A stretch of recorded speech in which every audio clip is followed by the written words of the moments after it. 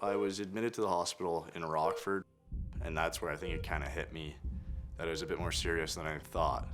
Kind of showed me that there is more to life than hockey.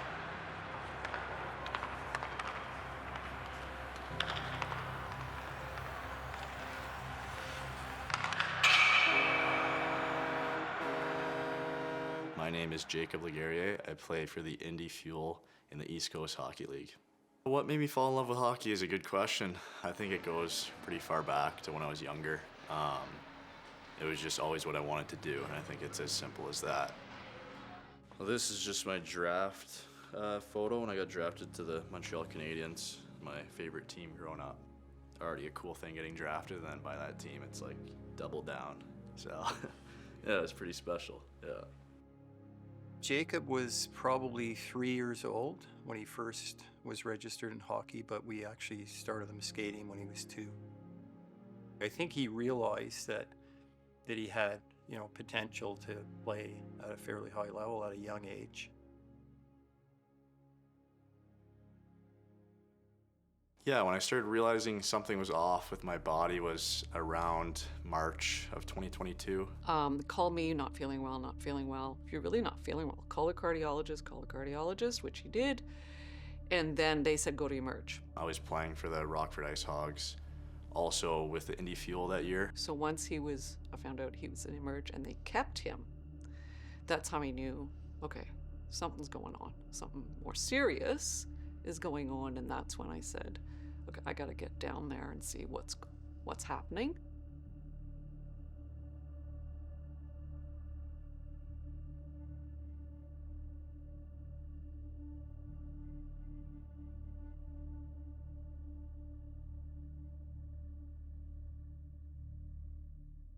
My name is Chris Glover. I'm an interventional cardiologist. So myocarditis is an inflammation of the heart that could be caused by microorganisms or toxins, and most commonly caused by viruses. And it's usually caused by common viruses that we would all get, and some of us would just get a cold, and in some people, for whatever reason, their immune system it reacts to it and causes inflammation of their heart. Patients who present with viral myocarditis generally would have symptoms of a viral infection, so an upper respiratory infection, cold symptoms, and then may develop symptoms of chest pain, especially chest pain when they take a deep breath, or shortness of breath. They'd also feel fatigue. A lot of palpitations and pressure in my chest, especially while playing games and stuff during the season. And then a lot of just aching pain on the left side of my chest, kind of around the heart area. Maybe some uncommon symptoms for a 20-year-old or 21-year-old. So our reaction initially was devastation. It was just, all kinds of emotions went through us. Some people have said it's like feeling like you're gonna die because of the intensity of some of those symptoms. It's not like your leg hurts. This is your heart, right? It's skipping or it's doing weird things. It's gonna feel scary. Most people, they may not even know they have it, and they just would treat it with things the same thing they would treat a cold, Tylenol, fluids. People that have severe myocarditis sometimes need things like transplants. For patients who are kind of in the mid, which Jacob was, where there has been some damage, we can treat them with medications to help the heart function improve, and we treat them with medications to help their discomfort. In any people with myocarditis, we would tell them that they should not do any exertional activities at all, probably for 3 to 6 months, and we'll monitor them closely.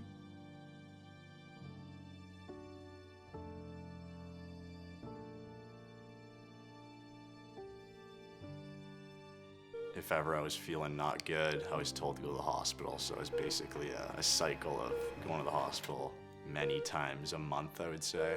I know for Jacob, he wanted to get back to sport sooner than later, as soon as possible, but realized, I think, as sort of time went on, that it was going to take a little longer than probably what he had hoped, for sure.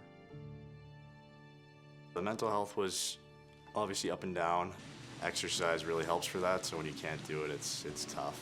They told me after 3 months you should feel better, and I wasn't. And that kind of just went on for a year and a half, 2 years.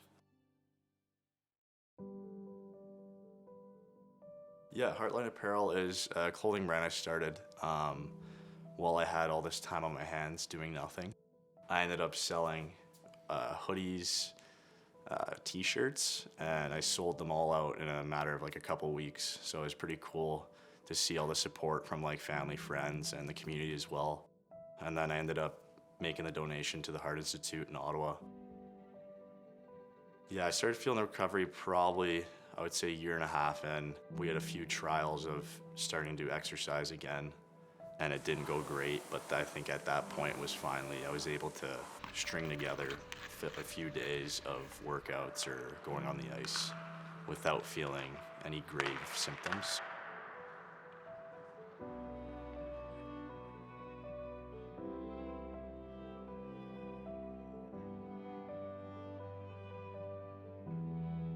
My name is Duncan Dalmeo, and I'm the head coach of the Indy Fuel of the ECHL. Jacob returned to professional hockey on October 30th. He had a phenomenal game. He was dominant in the game. We won that game. I believe he scored as well. You know, I played professional hockey myself, and I've had to miss 2.5 years and then jump back in. Like that's a big ask. And you know, the more serious the injury, the harder that is. And certainly, I don't think that gets more serious than what Jacob was dealing with. And moreover, in the time that he was away, he did nothing but contribute to his community and certainly to other people that might be afflicted with the same thing that he's dealing with. So I think that's something that is not only honorable, but certainly something that sets an example for all of us of how you deal with something in life, not just sport. I think I'm very happy that I was able to come back, but I think the main goal is my health at the end of the day. I still have goals to, make it to the NHL. It's the same as when I was a kid, but I think there's a different mindset to it as well. I want to feel good while I'm doing it at the same time.